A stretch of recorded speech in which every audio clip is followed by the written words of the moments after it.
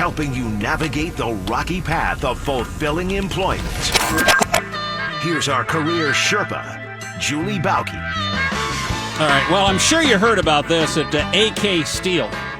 One of the largest public companies in greater Cincinnati, by the way, has agreed to an acquisition deal that AK Steel has entered an agreement with a company out of Cleveland called Cleveland Cliffs, Inc., and it's a $3 billion buy, and so they're going to combine things, which is, we're just combining assets. Somebody's taking somebody over, as always is the case. But the problem is this: if you are one of the many corporate jobs there, because I don't think it's going to change a lot for, the working guy in Middletown, but I think it's going to change a lot for the corporate offices in Westchester. What happens now? Everything's good. You're fat and happy. You're making steel. You're making product. The economy's good. Maybe there's some concerns over the trade war, but nonetheless, you have a job. And all of a sudden you hear that, hey, we're getting bought. We're being absorbed by this big company or a bigger company. And now you start looking over your shoulder. Well, do they need two of me? And now what happens? All of a sudden, now you start thinking, oh my gosh, am I going to wind up losing my job here another month? Even though they assure you right out of the gate that that won't happen. Joining me, of course, is Julie Bauke, our career Sherpa from the Bauke Group. And Julie, this happens a lot, especially in the corporate world. I don't think, if you work in a mill, if you're working making this, I don't know if you have that much to worry about, because you still need the mill, you still need to make steel in operation. So I think you're okay there. I think the problem typically, though, in these mergers is that you want, do I need two? Okay, my counterpart who works for Cleveland Cliffs, do they get rid of that person? Do they get rid of me? And usually it's the company winds up getting bought out. Yes, and the first thing, you're right, the first thing you're always told is, oh, don't worry, you're safe. And that could be, oh, you're such a star, you're going to be fine. We're going to do everything we can to preserve jobs. And I do believe that organizations do try to preserve jobs, but there's an awful lot of duplication. And so first piece of advice, if I was sitting across the table from somebody who worked there, I'd say, okay, if you've been told, oh, you're safe, you're going to be fine, don't believe it. Right. It doesn't mean quit your job, but what it means is first of all, the person telling you that doesn't know that. Mm-hmm.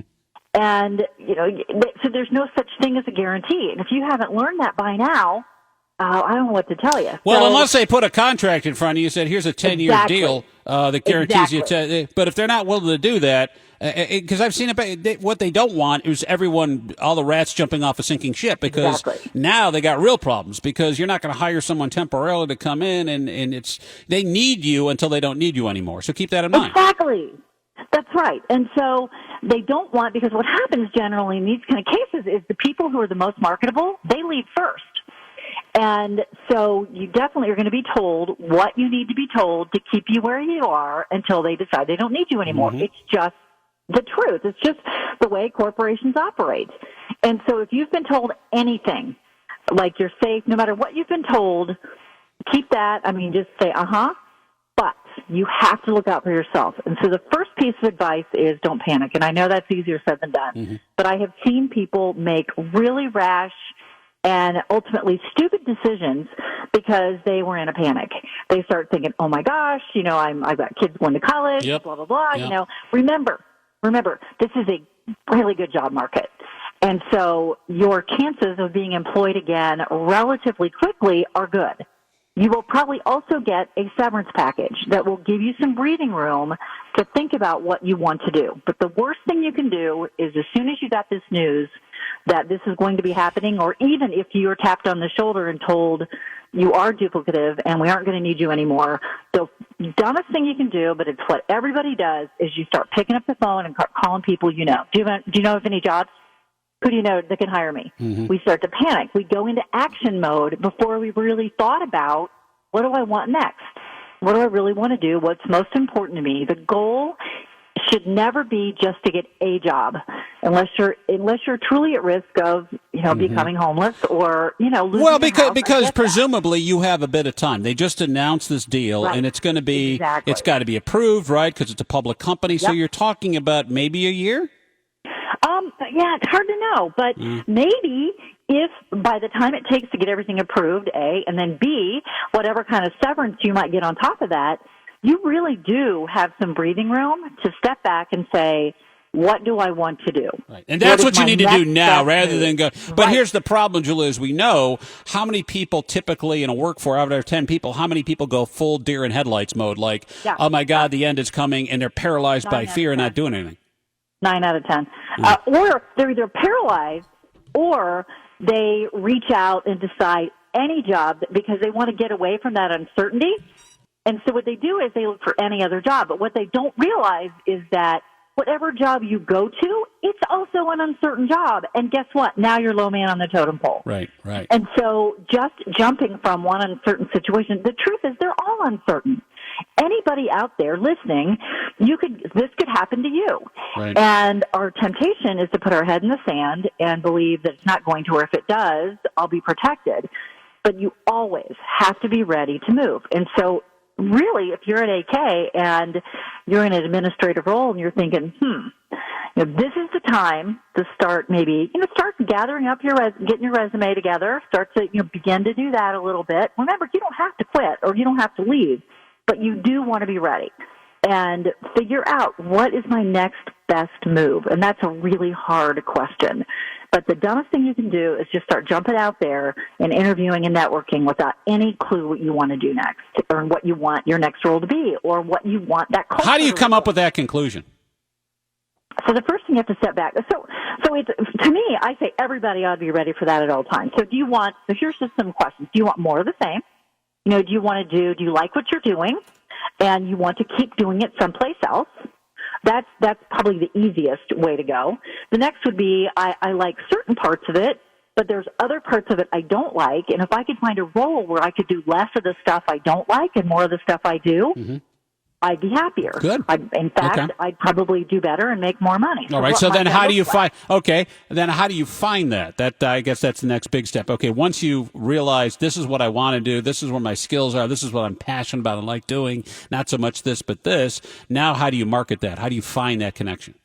The first thing you need to do is make sure that your resume is reflective of that. And so that summary part at the top needs to state what an ideal role looks like for you. Also, your LinkedIn profile needs to be consistent with that and needs to also have that similar messaging. And then what you've got what we call your communication strategy, which is 3 parts: resume, LinkedIn, and your messages. So when you get out and network with people, because here's the first thing somebody's going to say to you when you start making your panic calls. Well, how can I help? What do you want to do next? Head to head to head to. And if you're saying, I'm an accountant and I'd like to stay an accountant in a manufacturing environment, that's a much easier message that's easier to come up with. And so that's easier for people to help you. But for people to help you, and 2/3 or more of people find their jobs through other people, they truly have to understand what you're looking for. And so first of all, you have to have the courage to say, I was working in accounting in a manufacturing environment. I've been in manufacturing for about 15 years. I'm really looking to transition to professional services or a nonprofit environment. And here are the skills that I believe are transferable.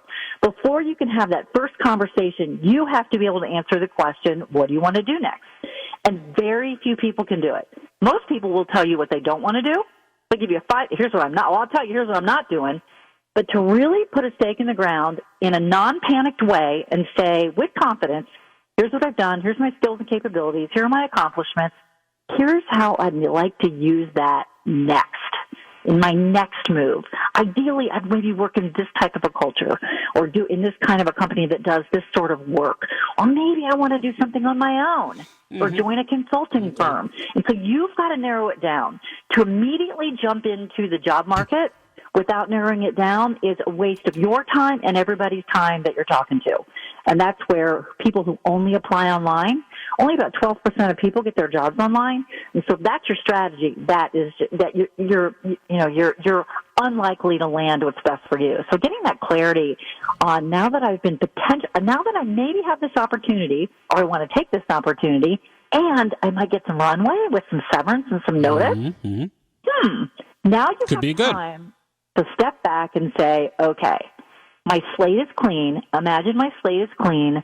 What might my next thing look like? Instead of immediately going into panic mode and grabbing the first half crappy job that comes along. Yeah, this is really good stuff. Julie Bauke's here, our career Sherpa from the Bauke Group. She's a job and career coach at Bauke, Bauke, BaukeGroup.com.